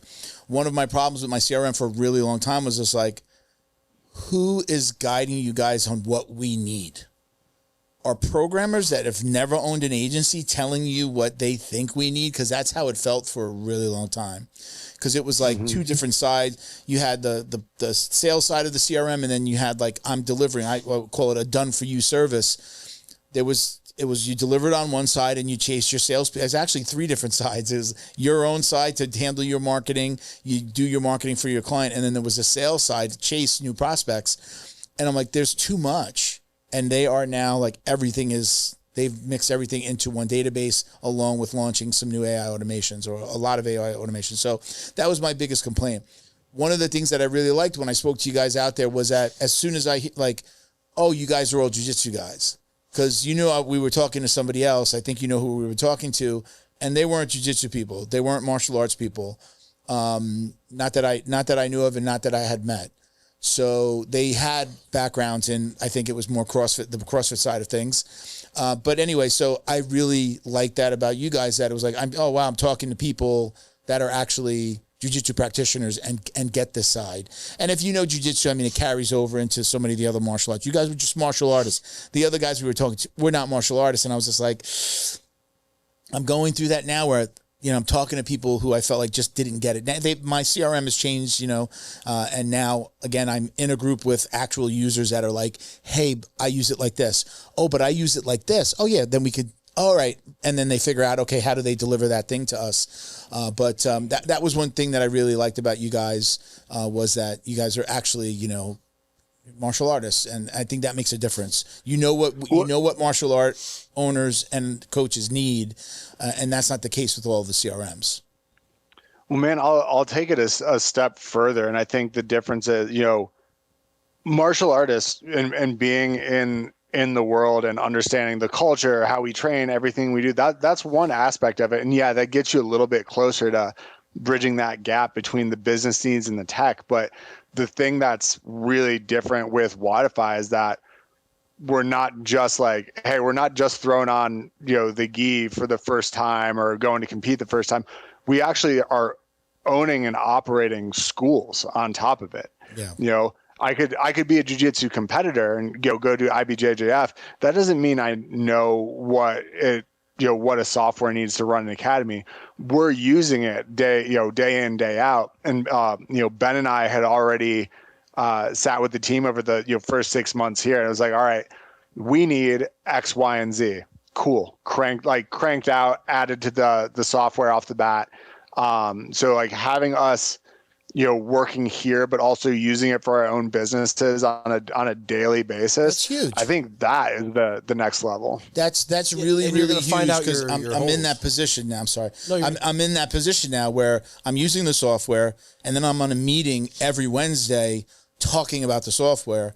And then when they do launch something new, they allow only the people, it's about 70 different people from, I would say maybe 35, like there could be 2 people from each company. So maybe about 35, 40 companies, but 70 people. Not everybody's on every call, but we're then testing that software when they do something new or they launch a new software. And then we get to come back the next week and say, this worked, this didn't work. I got kicked out at this point. This is never going to work for me. It's not how I deliver my service. I mean, all of those things happen. And then there's somebody's like, I love it. This is the way I deliver my service. It's perfect for me. So like they're getting the feedback that I don't think that they ever got before. So I think that's incredibly important what you're talking about. Ben, did you? I forgot what I was saying. Yeah, I just think it's that part. I don't think most people would truly understand that until you're in the space or using a software and going, man, this just isn't what I need. But if you're a jiu-jitsu guy, it's gonna happen. Yeah. If I need it, somebody else needs it. And if you've got jiu-jitsu guys or martial artists not only using it but working at the company, you're basically your own R&D. Yeah. What do I need for my gym? Yeah, that's awesome. Oh, this is something we should work on. This seems like it would be common. All right, so go ahead, Chris. Just say, man, like one of the really cool things that came out of that specifically recently was like the kids check-in process. Everyone has the barcode, go in, check in, all that. We have a lot of different ways to do the same thing. Self check-in, whatever it is. But having, in my mind, to go back to, the parents that are coming in with 4 kids, they have 4 different keychains. They don't know whose is who. It's, beep. Okay, this one's going to this class. Beep. This one's going to the next class, and going down and just, bottlenecking that check-in experience. Well, like we talked to him about that. It's like, all right, we're just going to put that all in the app. So mom's app has every kid and she can scan and just say this kid, this class, like going through and doing it in 10 seconds versus figuring it out and fumbling through the whole process. Do they check in on the app, or do they register on the app and then check in at the school? Both, the different options, right? You're one of the few people that I've heard of that actually like reserve classes and spaces for like jiu-jitsu class. Most people, it's like, hey, you have a membership, you just show up and check in. So yeah, like I haven't had to enforce my class sizes yet. Yeah. Like we do get some big classes, but it's just a practice I was trying to get moving. Yeah. Because we do have big classes. Like I was saying, the national average is about 10%. Mine is 25 to 30. So I pack in a lot of people. My wife would go to a place in Coral Springs called Raw Kickboxing, and there was actually a fire at the Chinese restaurant down the way. That fire it ruined everybody's floors. Didn't ruin the whole building. That the restaurant burned out. But when the fire department came, all that water seeped through, ruined everybody's floors, especially a gym with mats, right? So they went without mats for a really long time. So she had that check-in process.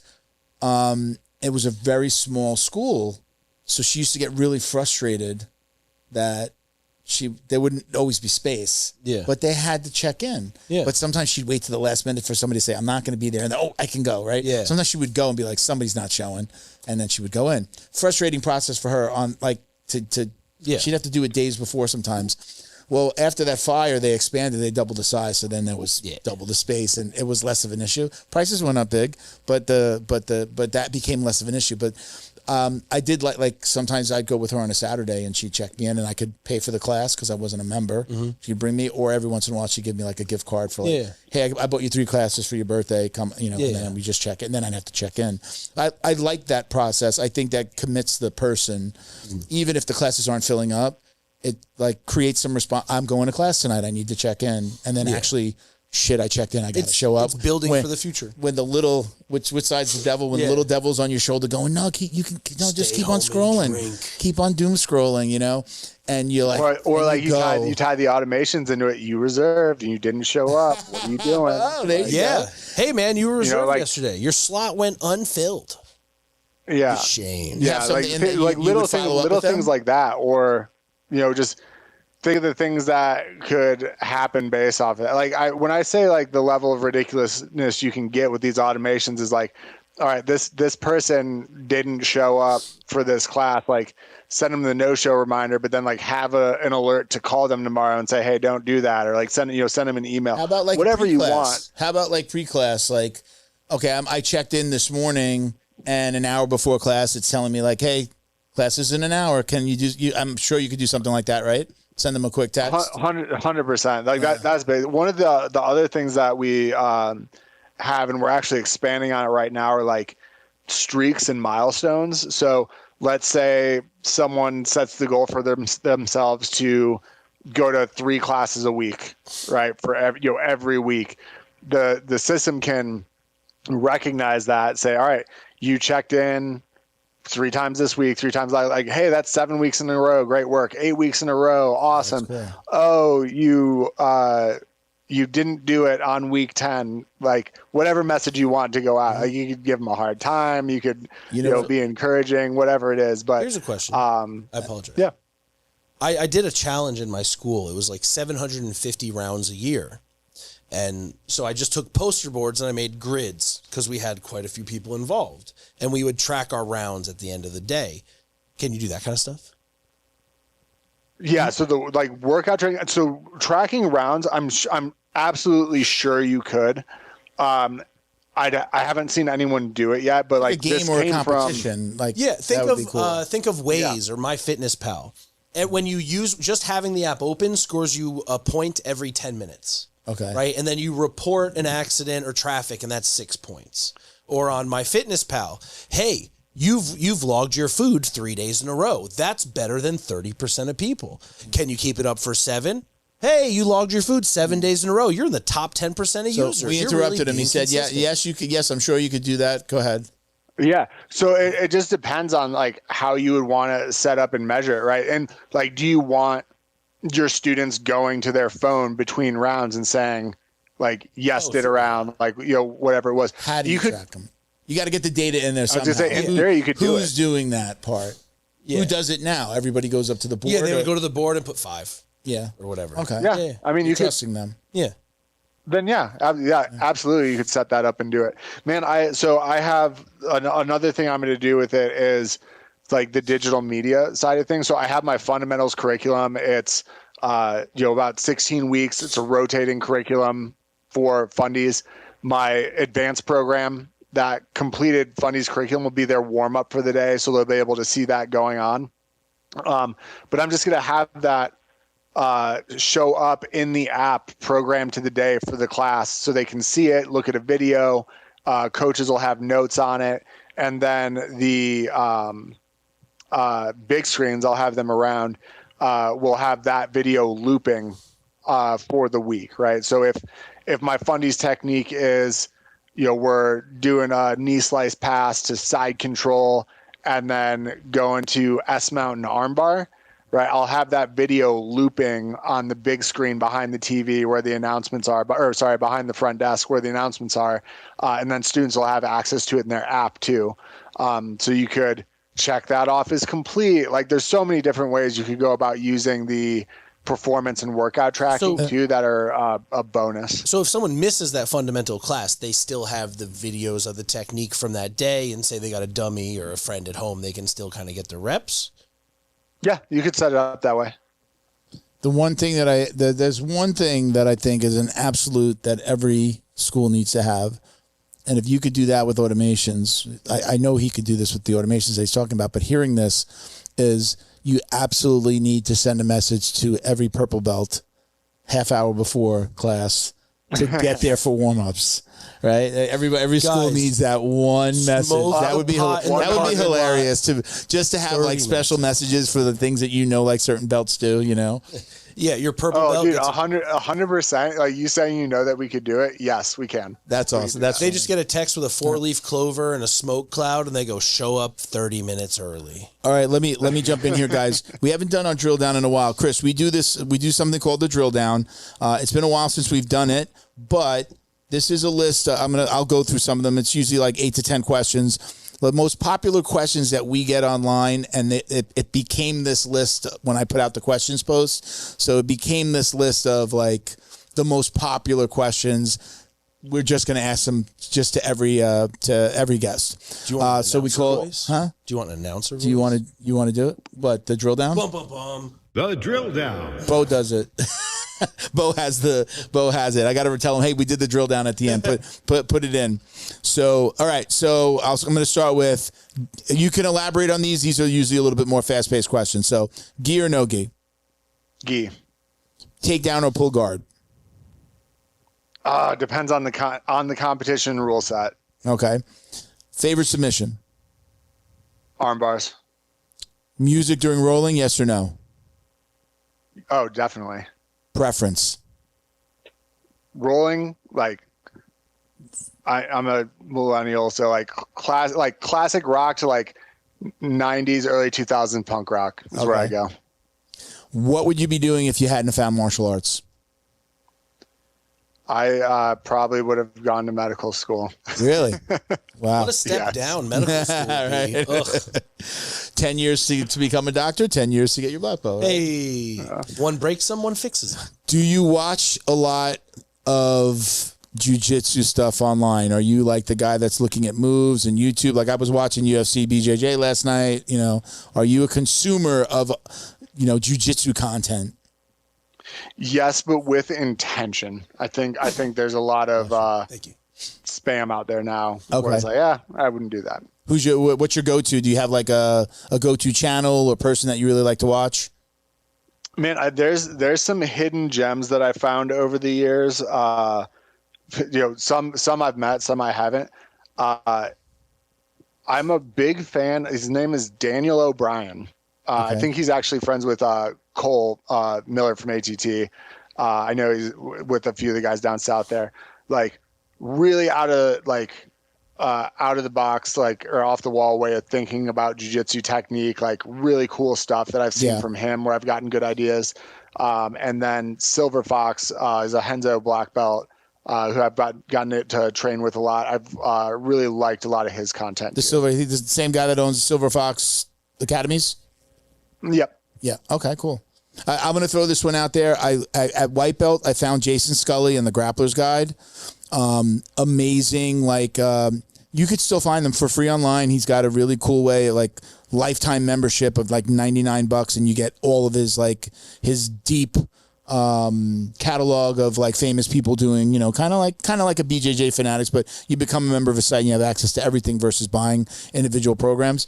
But if you just go to Grappler's Guide or Jiu-Jitsu in Minutes, you can actually, his claim to fame was these like anywhere from 5 to 10 minute videos, and the titles would be like 50 arm bars in 6 minutes. Or 45 leg locks in. Yeah, bald guy. Yeah, Scully. yeah, Jason Scully. The beauty of it was, it says it right at the beginning too. This is not meant to be a detailed instructional. It was great for me to go watch them and go, I'm always there. I'm gonna do that. And to grab, I would literally expect. My old school did a lot of open mats. We had open mat on Saturday and Sunday.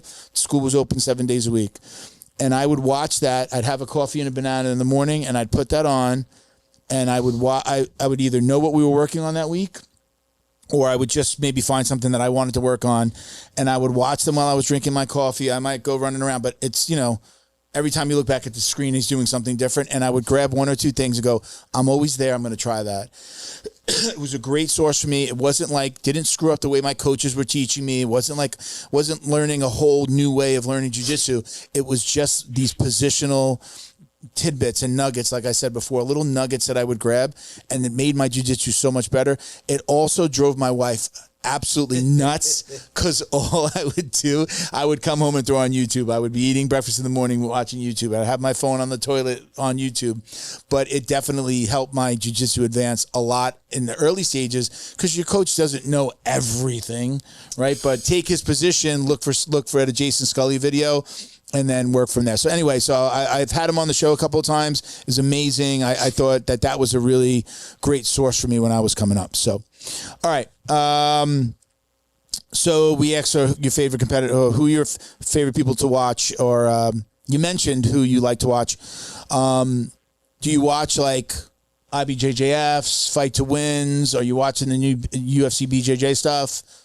Do you consume in that way as well? UFC BJJ. I'll watch finals of tournaments and matches a lot, like Pans, IBJJF. Okay. Also, if we're there for work, it helps. Like I'm watching as I'm at the booth, like we were when we met. So yeah, I definitely will have it on. My wife has a whole nother list of people that she watches that she wants to throw on now too. So there's a lot of it going on in our house. Do you ever tell her that the people she likes aren't good and she should just watch your people? Don't do it like that. Babe, the jiu-jitsu you're picking is subpar. You need to level up. Get on my stuff. No, she's a blue belt, but she also scares me. So Hold on. Does she scare you because she's a Miami girl? Because that's reasonable. I would be scared. I'd be more scared that she's from Miami. Yeah. It's very reasonable. Yeah. As a South Florida or Floridian. So, all right, that's a real thing. Yeah, I hope we know. Hey, now. We definitely know. All right, so ultimate goal in jiu-jitsu, what do you want your legacy to be, especially now that you're opening a school? Man, for me personally, I want, all my family to be training together. I would love it if someday that me, my wife, and both of our kids all competed at the same tournament together. I think that would be a really cool thing to do. And then, man, if at some point in the future, someone that is a student of mine is like, hey, I want to do this and open up a school too, like getting that, like inspiring someone to like do that and supporting them along the way. Yeah. I think that would be a really cool end goal for the end of this road when I'm, 70 or whatever, wherever this ends. Is your academy going to be part of another affiliation, or do you plan on being like your own affiliate? Your own organization with affiliates. I'm going to be part of the affiliation that George is a part of, Sauce Team. There's not many of us in the U.S., but there's some monsters that have come out of the affiliation and actually has like a really unique and cool history that I'd nerd out on a little bit. Yeah. Very cool. All right. The very last question. This is the most important question that we ever ask anyone that's on the show. Do you or do you not wash your jiu-jitsu belt? Oh no, I'll get a new one every time I get a stripe though. You don't wash it though. Every time I get a degree. But you don't wash it though. No. You don't wash your belt? No. You say it with that confidence, like not like you're not supposed to. Ugh. Are you from the school of the like I have the blood of my opponents on it, or is it just like I don't want it to fade? What's the reason that you don't wash it? Oh, it's 100% superstition. Okay, 100%. Oh, okay. Hey, at least you're honest, dude. Yes, a lot of people try to dance around that one. Well, I'm a belt washer. No. I'm a belt washer. Nerd. I think once I got my black belt, it was like I took it a lot more seriously. I don't know why. It's like not a real thing. I will disinfect it. Yes. Throw some Lysol on that thing. I was never tied to my belt. You don't wash the black belt. I've always at every level I had two. The one that my coach gave me, and then I would get another one. Flow and Roll would give me one, or I'd go buy one. My black belt, it's the first time that I don't wash it after every training session. Every training session? Yeah, because I had two. I'd throw one in, and I still have another one in the bag, but I would just throw it in every time. It gets dirty every time. It's on the mat. It gets sweaty. at Black Belt, I started to, we were working with a company called Neutral Zone Clean. I still have spray. I would spray it with that or Lysol and hang it, and only because I didn't want it to fade and fall apart. I wanted to have, I wanted to have this one for a really long time. You know, that was my main reason. I went to spraying it, and then I would wash it every so often. I would say maybe like I throw it in there once a month, depending on how much I've trained. I wash my belt, but primarily in the blood of my enemies. So, you know. Yeah. All right, Chris, we're going to give you a chance if you want to, anybody you want to shout out. Let's mention the school, your handles, any place that you want people to follow. This is your time. Yeah, man. So appreciate the opportunity to be on here. So obviously you got to follow Wodify, check us out, let us know that you heard about us on the podcast here. And then the school is Meru BJJ Academy. It's MERU. Handle for Instagram is @Meru BJJ. And then we have socials and everything that we're building out right now. We'll be opening, like I said, the goal for full open class schedule, everything is going to be right after 4th of July with a soft opening between June 15th and 4th of July. So once I get the mats, you're not going to get us off of them. And those come next week. So gotcha. That's where we'll be. And I'm following you. I like that you guys have been putting out the social media content, and like you got the keys and you've been showing what's going on. And I like it. I'm following. I like to see what you guys are doing.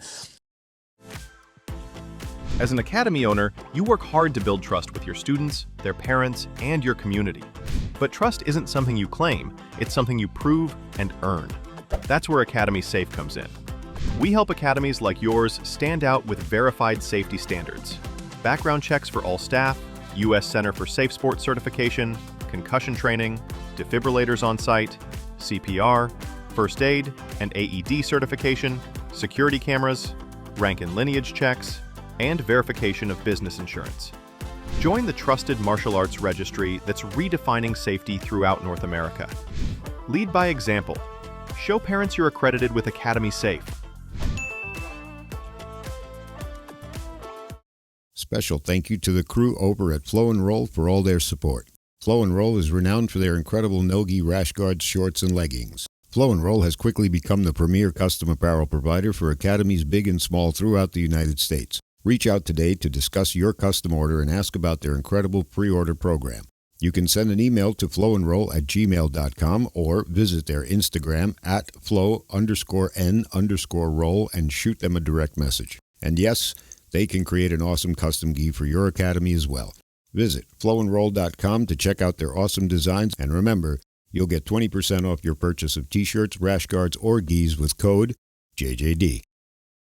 You show up every day to change lives. You manage a million little details, all of them critical. We get it. We know the founder mindset because Wodify was built from the ground up, just like you. We know details because we fine-tuned every nuance of our own platform to make it work seamlessly for you. You need a partner who understands your business and a platform that helps you run it like a well-oiled machine. The founder hustle never stops, and you wouldn't have it any other way. We're Wodify. We're built to build you up.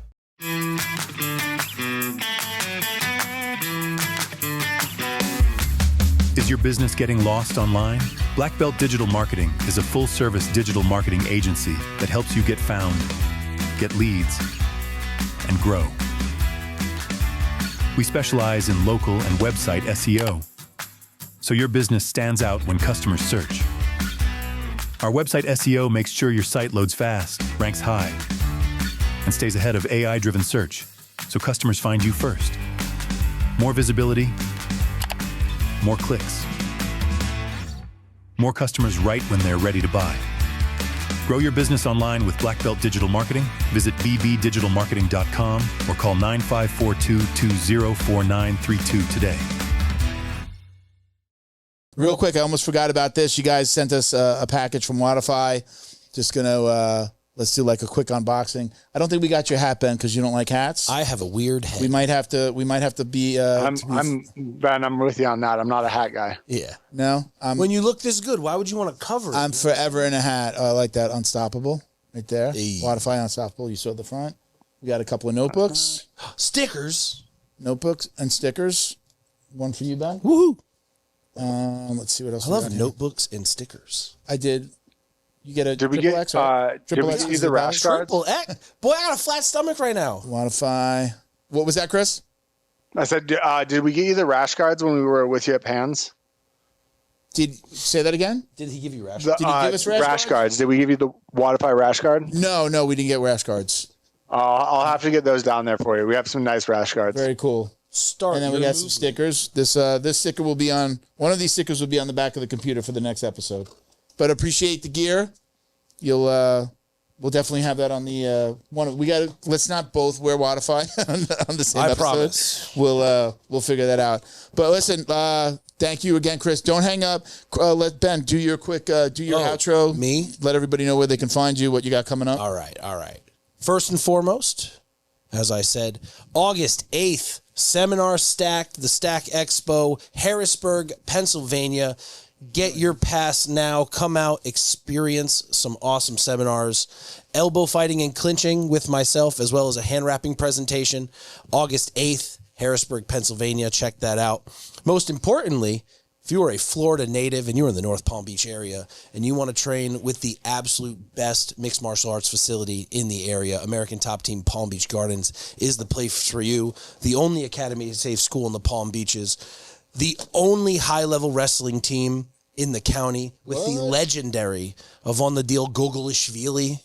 Say that 5 times fast. Hold on. Right now? What's his name? Avon the Deal Gogolishvili. Right. Yeah. Check that out.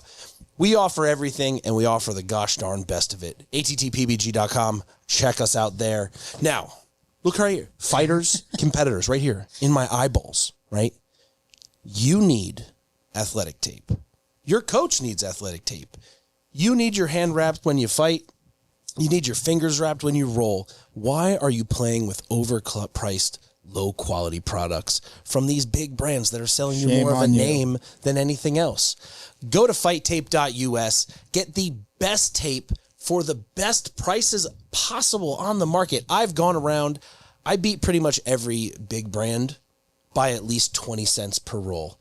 And that adds up because it takes a lot to corner and wrap. And for those of you that don't know, well, give them the handle. I'm sorry. Oh, I don't know. Fighttape.us. Fighttape.us. Both the website and the Instagram. Check it out. And if you do stand-up and or jiu-jitsu, you're a great follow. MMA Coach Ben. MMA great stuff. Coach Ben.